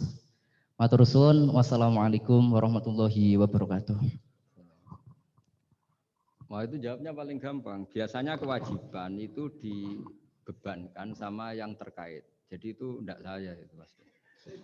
Saya kan kiai pesantren, kamu kan orang kampus, berarti kewajibannya di Anda bukan di saya. Di mana-mana kewajiban itu dibebankan sama. Ya. Sudah ya itu jawabannya gitu. Jadi kalau istri kamu yang rewel, jangan tanya saya, istri saya rewel gitu. Kewajibannya ya kamu cari solusi gitu. Kalau Anda punya Pak Komisaris kurang mikirkan jenengan ya jangan tanya saya, tanya ini. Begini ya, sebetulnya kita juga kadang salah mengkategorikan. Ada neo-khawarij, ada Islam ekstremis, ada moderat. Itu omongannya peneliti ya. Itu kan peneliti itu harus mengkategorikan, terus sampling ilmiah harus diputuskan ini kategori apa, solusinya apa. Tapi itu analisis. Sebetulnya masalah itu tidak sesulit itu ya. Kalau Allah menghendaki gampang saja. Misalnya Anda berpikir neo-khawarij, kemudian anak Anda sakit, yang ditegir nyuwun sewu harus hutang tetangga, kebetulan yang ngutangin itu orang Islam moderat. Ini yang sering lupa, para analis itu, saya ulang lagi, para analis itu, mbok ya ngregani pangeran. Saya itu sering ketemu para analis. Sering saya ingatkan, mbok ya kamu itu ngregani Allah. Allah itu punya hak untuk kreasi, punya hak untuk ngatur, punya hak untuk menentukan. Kita misalnya begini, kadang berpikir, orang neo-khawarij tadi itu bisa enggak ekstrim kalau bacanya buku ini atau ngikuti pikirannya tokoh ini, itu kita. Tapi kalau Allah itu enggak. Saya beberapa kali ada kejadian orang begitu benci misalnya sama Muhammadiyah atau benci sama NU atau benci apa. Itu marine mergo anaknya pacaran terus nikah. Mulane corong Jawa gedeng tapi nyanding. Itu dulu banyak kiai yang benci Muhammadiyah. Barang anaknya besanan ya baik-baik saja. Karena nanti cucunya jadi Muhammad NU. itu banyak, ada 1-2 itu. Sama nanti orang yang kuras gitu ternyata pas butuh bantuan yang nolong itu Islam moderat. Akhirnya kan karena Al-Insan Abdul Ihsan itu ya respect. Jadi, nah tapi kita sebagai analis ngiranya kalau pikiran itu dilawan pikiran, tidak mesti juga. Jadi manusia itu segampang itu. Dulu yang namanya Abi Sufyan itu bencinya sama Nabi, Masya Allah juga sebaliknya. Tapi ketika Ummi Habibah jadi istrinya Nabi, itu kebencian yang penggemar Abi Sufyan dan Nabi cair. Begitu juga Juwairiyah. Makanya ketika ada konflik besar antara kelompok-kelompok itu, karena mereka sebagian sudah jadi istrinya Nabi itu, mereka bilang asharu Rasulullah SAW. Jadi konflik yang se-ekstrem itu selesainya pakai besanan. Ashar itu besanan. Mau tukaran gimana? Mau benci Muhammadiyah gimana? Cucunya sekarang sudah Muhammad NU. Yang NU juga cucunya sekarang. Ya sudah. Akhirnya ya baik-baik saja. Jadi tidak udah ada solusinya. Kalau Allah sudah menghendaki nanti gampang saja. Sama jangan tanya. Lah kapan itu Gus? Dong saya ada Tuhan kamu tanya ya, tanya sama Allah. Jawabannya wallahu a'lam. Tapi saya mohon para analis ya, jangan corong Jawa ojo ngilani pangeran. Tuhan itu diberi hak untuk menyelesaikan karena banyak yang di luar dugaan. Wahsy itu menjadi mukmin justru setelah membunuh Hamzah. Khalid bin Walid menjadi mukmin justru setelah menang di perang Uhud. Tapi kalau Allah menghendaki segampang itu. Yaitu ketika Khalid bin Walid menang di perang Uhud karena sahabat melanggar perintah Nabi harus tetap di atas gunung sementara mereka melanggar turun ke gunung. Itu Khalid bin Walid itu, wah Muhammad itu luar biasa. Anak buahnya melanggar saja dikasih sanksi, apalagi kita. Ini berarti orang yang sangat diperhatikan oleh Tuhannya. Terus dia cara berpikir begitu. Akhirnya masuk Islam. Banyak orang masuk Islam itu malah pas menyembah Tuhannya, Tuhan berhala. Itu ada orang Arab, zaman Arab dulu. Pas mau nyembah berhalanya, pas ada luwak kencing di kepala berhala itu. Terus dia, aduh punya Tuhan kok gak keren, gimana? Terus masuk Islam. Jadi dia dapat hidayat pas keliru. Kalau dalam cerita kewalian ya Sunan Kalijogo itu, dia jadi muridnya Sunan Bonang. Kenalan pertama karena begal Sunan Bonang. Pas begal malah jadi murid. Jadi kalau Allah itu punya sekian cara. Kadang kiai itu gak bisa mengislamkan orang, tapi banyak mahasiswa punya pacar non muslim itu yang islamkan pacarnya. Ribet kan kalau sudah mau apa coba itu memang. Ya sudah, Allah itu diberi hak untuk tetap Allah sebagai Tuhan itu tidak usah. Mbah Mun itu diantara yang sering dikatakan beliau itu dulu saya juga agak protes dengan tanda kutip, tapi beliau ngendikan ya saya sami'na wa ata'na. Kata beliau gini, hak sok itu sing gawa agama nang Indonesia itu pegawai negeri. Yang bawa agama kemana-mana itu pegawai negeri. Saya sempat protes. Lah santri bah, mau santri karuan mau santri. Tapi setelah saya jadi kiai, Ya bebas lah saya jadi kiai. Ini kan sudah jadi kiai betul, sudah jadi kiai betul. Tanpa SK kan Pak Kiai. Kalau komisaris pakai SK, kalau kiai itu nggak usah SK. Setelah saya jadi kiai itu sering ada tamu dokter, ada tamu tentara, ada tamu pegawai negeri. Itu bilang, saya ini dokter. Karena saya dokter. Kadang datang di pedalaman Papua, NTT itu kan atas nama dokter, yaitu di puskesmas desa-desa tertinggal. Karena mereka muslim berkebutuhan Islam, yaitu ada sholat, ada masjid, ada akhirnya dibikinkan. Dan orang ke sana, orang di sana yang mau apa coba? Wong itu negara. Coba kalau yang datang kita sebagai kiai, dianggap misionaris kan? Artinya begitu juga di Belanda misalnya atau di New Zealand atau di Jerman. Saya punya banyak kawan yang tulis di kedutaan. Gara-gara persahabatan mereka duta besar, mereka muslim. Gara-gara muslim berkebutuhan bikin masjid. Akhirnya di negara-negara non-muslim juga banyak masjid, dibikin kedutaan, dibikin mahasiswa. Nah, tapi kalau kita jadi analis, mungkin kita hanya agama ini diajarkan oleh ulama, dibawa oleh santri. Tapi tidak seperti itu. Nyatanya Allah dengan kehendaknya bisa saja menyalurkan agama ini lewat PNS, lewat macam-macam. Jadi Allah itu maha kuasa. Makanya kita ini hanya bersaksi bahwa innallaha ala kulli syai'in. Nah, kita sebagai kiai memang bantu mengenalkan ahkam fikihnya yang detail-detail itu. Tapi kalau menyebarkan Islam itu Allah punya cara. Saya kemarin pas ketemu Habib Quraisy di antara yang diceritakan itu. Orang Inggris itu kadang kenal Islam itu ya lewat Muhammad Salah itu, pemain bola itu. Karena mereka tidak ingin ngamati kiai, yang ingin diamati pemain bola. Jadi pertama, itu orang Perancis itu tidak benci Islam itu gara-gara Zainuddin Yazid Zidane itu. Zizou itu loh, itu namanya Zainuddin Yazid. Yazid Zainuddin, kena bahasa Perancis jadi Zinedine Zidane. Itu dulu imigran dari Aljazair itu dibenci sama orang Perancis. Tapi setelah yang membawa Perancis juara itu adalah seorang Zidane. Itu terus mereka agak benci Islam karena yang membawa kebanggaan Perancis juara dunia. Apalagi kalau nggak salah pas itu ada 3 pemain Muslim Perancis. Orang ngira orang Perancis tidak benci Islam kan nunggu toleransi beragama lewat buku-buku toleran. Ternyata enggak karena pemain bola aja Pak. Kalau mau mengendaki sampai jurnal-jurnal di Perancis setelah juara dunia siapa bisa membenci orang Aljazair? Mereka harga kita, mereka martabat kita. Padahal dulu pandang sebelah. Dulu itu orang di Inggris, pemain Inggris itu kalau mau sholat susah, mau puasa susah. Terus mereka ingin minta hak puasa kalau musim puasa. Tapi menjadi mudah di luar dugaan. Manchester City dibeli Sulaiman Al-Fahim. Ya sudah mau apa coba manajernya yang punya muslim. Nah, larang sholat tak pecat kan. Ya akhirnya ya malah ada masjid. Pelatihnya kalau ada yang puasa gitu, monggo dari akan mau apa coba. Segampang itu kalau Allah mengubah dunia. Makanya disebut ya muhawwilal ahwal hawil ahwalana ila ahsanil hal. Ya muqallibal qulub sabit qalbi ala dinik. Ya udah pokoknya semua itu ya kita ikhtiar tapi tetap yakin Allah yang punya cara. Dalam sejarah yang terkenal Islam masuk Indonesia itu tidak lewat ustadz, lewat pedagang. Versi ya sejarah yang terkenal meskipun banyak versi. Gara-gara ada pedagang mereka muslim mau tidak mau ya tetap berkehidupan muslim. Berhubung kehidupan Islam itu menarik, simpatik akhirnya banyak yang menjadi Islam. Jadi ya sudah seperti itu. Ya saya kira demikian. Terakhir loh, waktunya. Ya sudah. Ya.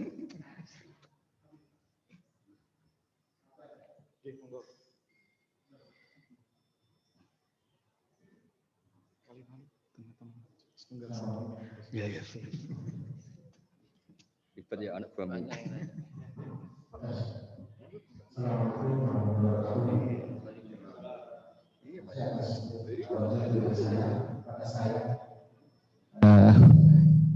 Gus Ba, saya mau tanya, tadi saya tertarik pada paparan tadi tentang masalah pengolahan emosi ya, kata saya sekitar itu ya.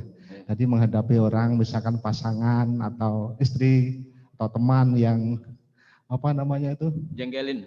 jengkel atau nyengit atau enggak sejalan dengan pikiran kita, kita kok bisa enjoy, bisa bahagia, itu gimana Ustadz ceritanya? Itu apakah juga ada solusi lain, misalkan kita itu ada pelarian lain dalam artian yang positif ya, misalkan misalkan istri atau pasangan kita atau nyengit kita ke hobi ke apa, misalkan kita pelariannya agar kita tidak marah-marah, itu gimana Ustadz? Tadi saya sepintas itu memperhatikan masalah itu karena itu penting dalam rangka ini mengelola inilah biar kita itu bisa enjoy, karena kalau kita itu ada selalu keras dengan orang atau istri atau teman kan kita tidak bahagia, kudu ngamuk-ngamuk. Nah itu gimana tadi? Makasih Gus, mohon diulang itu. Ya, ya. Assalamualaikum warahmatullahi wabarakatuh. Kamu didatangkan untuk ngulangi itu. Kalau enggak dipecat jadi moderator.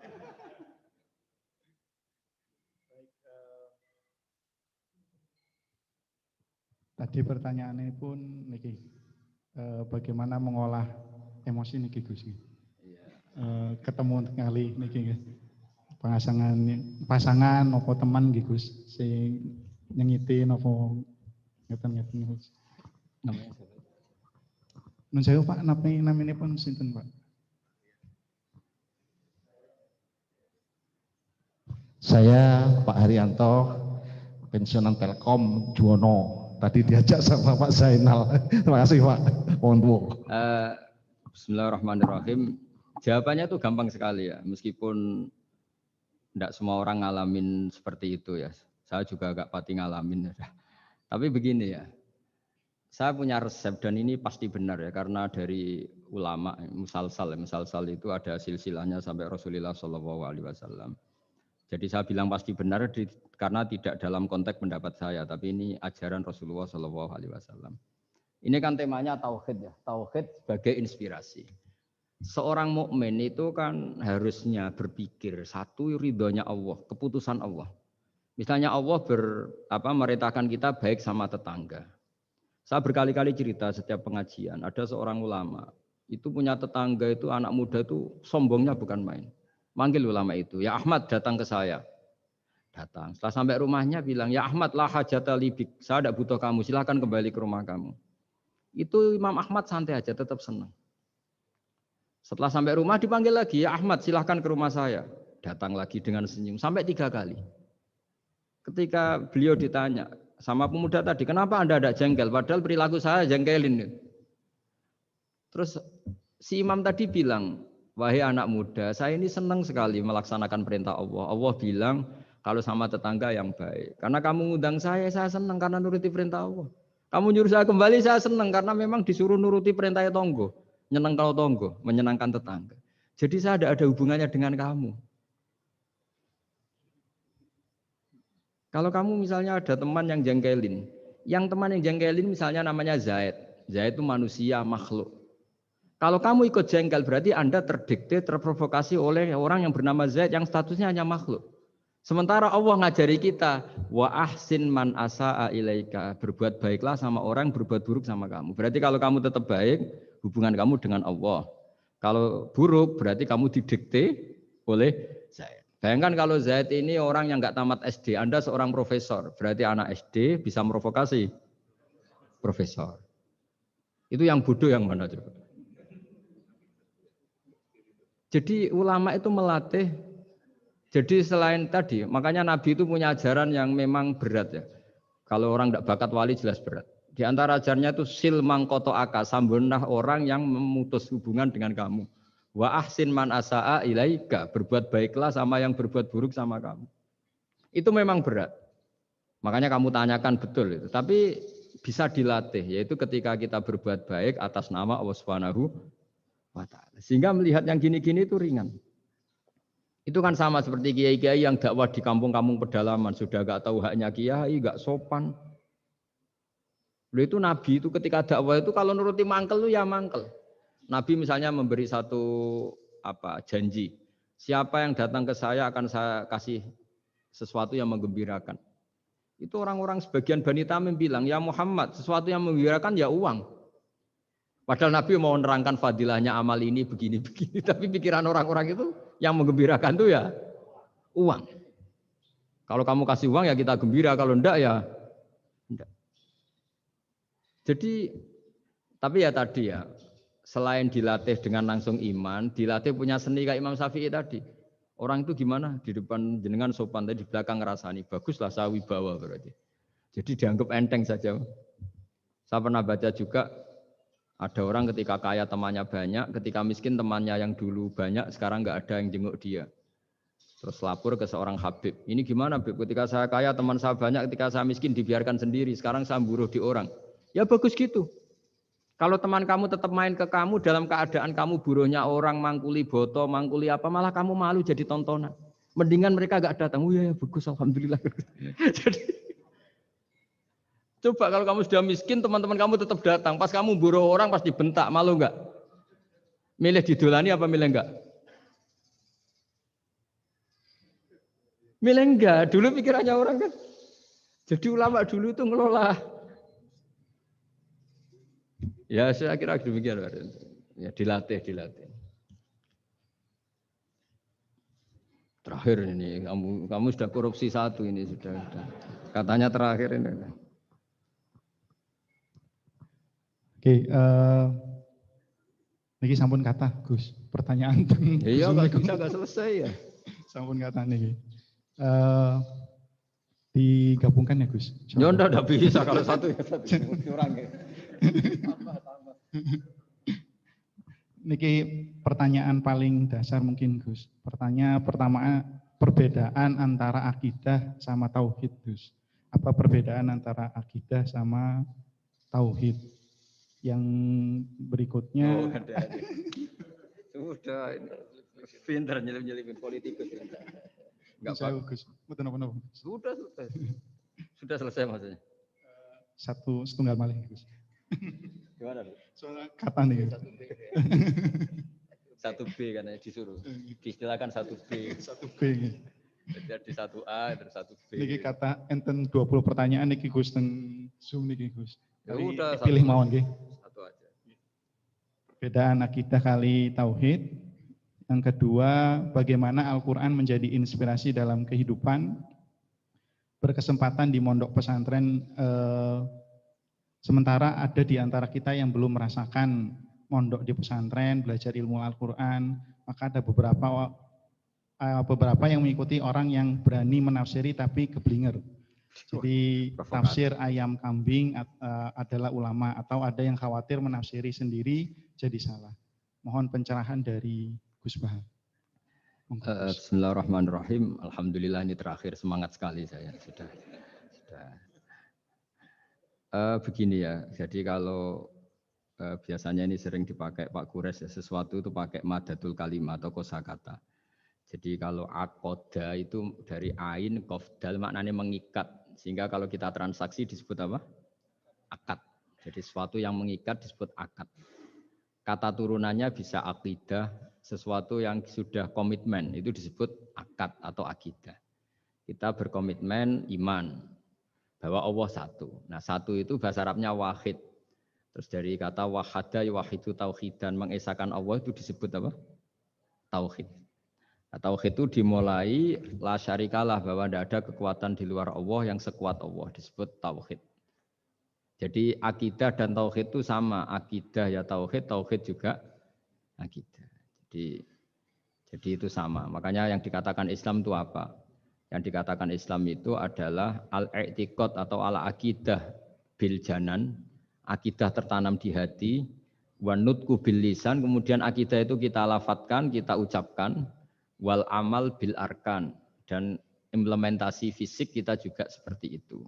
Makanya yang dikatakan iman, dikatakan ihsan adalah tadi apa? Akidahnya itu ada bil janan di hati, diucapkan bil lisan, kemudian dipraktekkan bil arkan, yaitu anggota fisik, anggota tubuh kita. Sehingga sujud itu dianggap ibadah paling lengkap, karena fisik kita ya tunduk sama Allah dengan kepala di bawah. Kalimatnya juga kalimat tunduk, subhana rabbiyal a'la wa bihamdi. Jadi makanya dilafatkan. Nah, dilafatkan itu penting supaya kuat.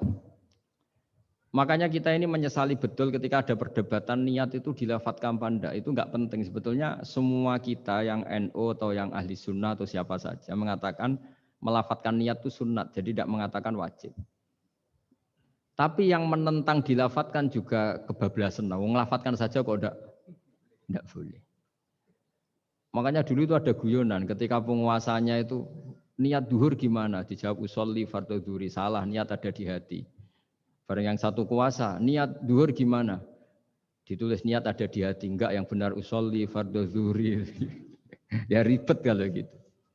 Jadi akidah dari kata akoda. Akoda itu mengikat. Sehingga disebut akdun nikah, berarti ikatan nikah. Akdul ba' berarti hukum jual beli yang sudah jadi. Ya. Akidah itu kata turunan dari itu. Sehingga maknanya apa? Komitmen kita terhadap agama ini. Komitmen kita terhadap Islam. Apa komitmen yang paling dasar dalam Islam? Tauhid. Mengesahkan Allah bahwa tidak ada Tuhan selain Allah. Nah, terus tadi yang menyangkut tafsir ya. Tidak semua kita pernah mondok. Jawabannya sudah tahu lah kalau tidak semua kita itu pernah mondok. Tapi begini ya. Pesantren itu dulu itu tidak harus seperti ini yang di pondok saya atau di pondok-pondok yang lain. Pesantren itu adalah sistem pengajaran di mana setelah diajarkan itu dirasakan, diamalkan, dijiwai. Sehingga dulu malah nggak ada pesantren yang kayak kita ini. Ulama-ulama dulu ya di rumah ngaji, tapi serius. Sehingga dulu itu memang yang dimulai ini yang adat kampus sebagian itu agak nggak cocok itu menghafal. Kalau kampus itu kadang kuat analisisnya, kalau di pondok itu memang disuruh menghafal. Kenapa menghafal itu menjadi penting? Karena pengembangan itu setelah hafal. Tapi kalau tidak hafal, maka sebenarnya kita tidak pernah mengembangkan agama, mengembangkan pikiran kita sendiri. Sehingga kita ini butuh hafal, meskipun setelah itu ada analisis. Saya beri contoh misalnya gini, mulai kecil sampai tua kita ketemu orang yang sangat materialistik. Makan enak itu apa? Sate. Makan enak itu bakso. Makan enak itu pizza. Selalu kita dibentuk fisik. Tapi kalau kita ngaji sama ulama, makan enak itu apa? Ya saat kamu lapar. Maka ulama dulu mengatakan makanan enak itu apa? Idamuhu alju. Lauknya adalah lapar. Kalau kamu lapar, semua makanan enak. Ini kearifan. Dulu ada ulama yang datang melihat istrinya makan satu piring habis. Hanya satu piring ditanya, kenapa tidak tanduk? Sudah kenyang. Alhamdulillah, berarti saya tidak butuh korupsi. Ternyata istri saya hanya makan satu piring kenyang. Kalau makannya 1 ton, baru saya butuh korupsi karena tidak cukup. Begitu juga melihat ngopi. Setiap orang cowok, kalau ngopi itu senang sekali. Bahwa ternyata untuk senang itu tidak harus selingkuh, tidak harus maksiat, tidak harus ke klub atau tempat-tempat yang salah. Jadi ulama dulu itu cara kearifannya itu dijaga oleh hal-hal yang sepele. Ternyata saya ngopi itu bisa senang. Ya berarti senang itu tidak harus maksiat. Gendong anak senangnya bukan main. Melihat anaknya sehat tidur senang. Sehingga ulama dulu mengatakan al-istidzat bil mubahat min qutbiddin. Menikmati hal yang dibolehkan Allah itu qutbuddin. Pokok dari agama ini. Nah, kenapa orang butuh maksiat? Karena nggak bisa nikmati hal-hal seperti ini. Makanya beragama itu harus nyaman. Dengan nyaman ini diharapkan orang tidak butuh nyaman lewat jalur yang tidak benar. Orang ketemu cucunya senang, ketemu anak senang, ngopi senang. Hal-hal yang taat ya. Apalagi Rasulullah SAW dengan sholat itu senangnya bukan main. Sampai beliau ngintikan wa qurratu aini fis sholat. Logikanya gampang. Kalau kita jagongan ya ngerumpi sama yang kita cintai senang, apalagi ngerumpi sama Allah Subhanahu wa Ta'ala. Kalau boleh dibahasakan. Karena sholat itu artinya kamu muamalah, munajat, jagungan asik-asikan sama Allah Ta'ala. Rabbana lakal hamdu, engkau mempunyai segala puji yang di langit maupun di bumi, yang memenuhi langit dan bumi. Jadi itu yang harus jadi solusi bangsa ini. Coba misalnya malam-malam macet, andai kan malam-malam banyak yang tahajud kan Jakarta itu tidak macet.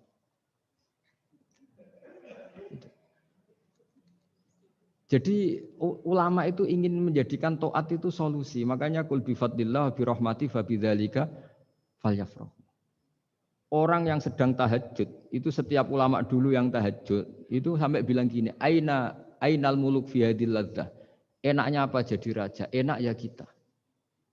Sayyidina Ali itu derajatnya tinggi. Di antaranya disebabkan beliau kalau wiridan gini, saya hafal wiridannya. Kafani izzan an takuna li robban wa kafani fakhron an akuna laka abdan. Gusti, saya ini punya nikmat yang luar biasa karena menjadi Tuhan untuk engkau. Zat yang abadi, yang kekal, yang pertama. Coba kalau saya jadi hambanya Fir'aun, Tuhan mati tenggelam lagi, kan nggak ada kerennya. Udah gitu sekarang jadi tontonan lagi coba. Andai kan kamu punya Tuhan Fir'aun kayak apa tersiknya? Sudah Tuhan mati jadi tontonan. Sudahlah Gusti, keren saya ini karena punya Tuhan engkau, zat yang abadi, yang lahul asmaul husna. Wa kafani fakhron an akuna laka abdan, dan saya keren sekali karena menjadi budak engkau, menjadi hamba engkau. Coba kalau saya jadi hamba sesama manusia, kerennya apa? Podo menusane, podo lemah, podo mati ini harus saling memperbudak. Kerennya apa? Jadi orang dulu itu kalau sudah munajat, makanya Nabi ngendikan wa qurratu aini fis sholat. Kalau sudah sholat tuh nyamannya bukan. Jika masyhur dalam cerita-cerita ketika Umar kena panah dan panah itu bentuknya kayak pancing, kalau ditarik sakit karena bentuknya kayak jangkar itu. Umar minta apa? Nanti tarik ketika aku sholat. Ketika sholat beliau ditarik beliau tidak kerasa. Dan itu harus dilatih. Ya tadi, jadi, Quran saya ulang lagi, Quran itu harus ditafsirkan seperti ini. Kalau tidak, maka orang akan menanyakan. Saya juga pernah ditanya orang yang sebetulnya ya agak kurang ajar, tapi tak anggap bodoh sajalah daripada dianggap kurang ajar. Hebatnya apa Gus? Quran mengatakan wa kulu washrobu, sementara ini kitab suci yang sakral. Kenapa hanya bakas makan dan minum? Saya bilang orang bakas Alphard, bakas Mars, bakas planet Jupiter itu enggak keren karena enggak bakas enggak mati. Tapi kalau orang enggak makan mati, berarti Quran membakas kebutuhan dasar manusia. Jadi mendesak, makan itu mendesak. Nah, kenapa harus dibahas? Dalam hukum dunia manapun yang namanya mengambil milik orang lain itu harus pamit. Semua alam ini milik Allah, sehingga kita boleh makan tuh nunggu izinnya Allah. Maka Allah dulu yang ngendikan kulu, kamu boleh makan, baru kita boleh makan. Makanya Islam menganjurkan kita makan baca bismillah, itu pamit yang punya. Kamu pernah beli oksigen, kamu pernah beli buah-buahan sama Allah, tidak pernah beli kan? Itu maling semua itu sebetulnya. Karena tidak pamit sama yang punya. Coba kalau itu milik orang lain, kita langsung makan disebut maling enggak?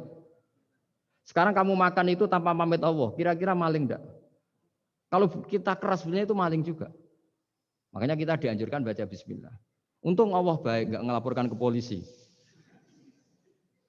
Nah di sini pentingnya kata kulu wasrobu, makanlah dan minumlah. Artinya kalimat ini punya filosofi yang luar biasa. Tapi andekan ini ditafsirkan orang yang enggak ngerti Quran, enggak ngerti tafsir, enggak punya adzauqus salim, rasa yang baik, maka memang ya ngomong Quran harus ahlinya, sehingga kualitas kulu wasyrobu itu luar biasa.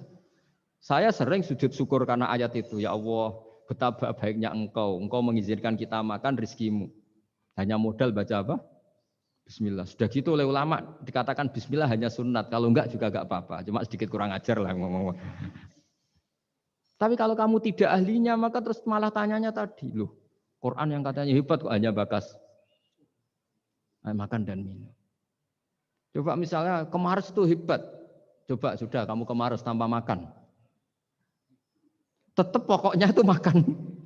Ketika orang mau menjajaki, mau nempat di Mars atau Jupiter, pertanyaannya apa? Di sana ada air enggak? Ada makanan enggak? Penelitian pertama apa coba? Di sana ada makanan enggak? Iya kan? Yang pokok berarti apa? Makan. Itu kira-kira contohnya Quran yang dibaca ahlinya. Itu nanti dengan kualitas seperti itu, pemahaman seperti itu. Udah jangan macam-macam lagi. Kita ditutup pakai subhanallah. Alhamdulillah selesai juga ini. Dipekerjakannya selesai juga.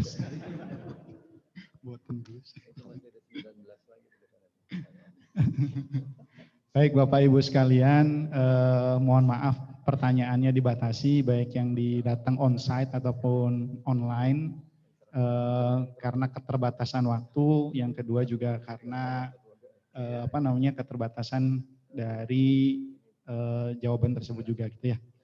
Walaupun saya yakin ini melihat antusiasme. Mudah-mudahan nanti Gus Baha berkenan kalau di ini lagi Gus ngisi pengajian lagi Gus. Mudah-mudahan. Boten Gus nih. Semoga semangat Bapak Ibu sekalian dari pertanyaan dan juga dari online tersebut juga menandakan semangat kita untuk semakin mendekat kepada Allah Subhanahu wa taala seperti yang tadi disampaikan oleh Gus Baha juga ya. Terkait juga semoga kita semakin merasakan tauhid kita. Tauhid kita itu didapat dari Al-Qur'an dan As-Sunnah, dan di mana Al-Qur'an dan As-Sunnah itu hanya bisa diketahui dari para ulama gitu ya. Jadi tidak bisa tidak kalau kita belajar dari para ulama. Baik, acara kita berakhir sekian sampai di sini. Mungkin minta izin kepada Gus Baha untuk menutup dengan doa Gus. Bully terus. Ya, yang standar. Apa kamu yang doa ya Kak Pak? Habib Fikri. Baik, kita tutup pertemuan pengajian kali ini dengan bacaan hamdalah, alhamdulillahirabbil alamin, dan juga doa kafaratul majelis, subhanakallahumma bihamdika asyhadu an la ilaha illa anta astaghfiruka wa atubu ilaik. Baik, mungkin terakhir izinkan untuk mengambil foto dengan Zoom mungkin Gus. Dengan mungkin operator bisa kasih apa-apa operator.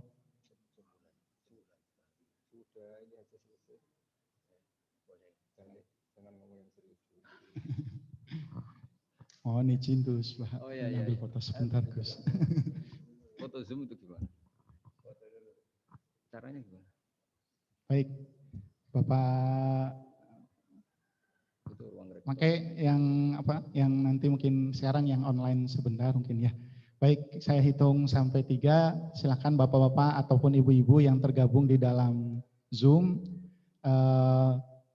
mengeluarkan senyum terbaiknya dan semoga senyum terbaik Gus. Ada yang nggak baik Gus? Senyum yang terbaiknya. Insya Allah kita hitung 1, 2, 3. Baik.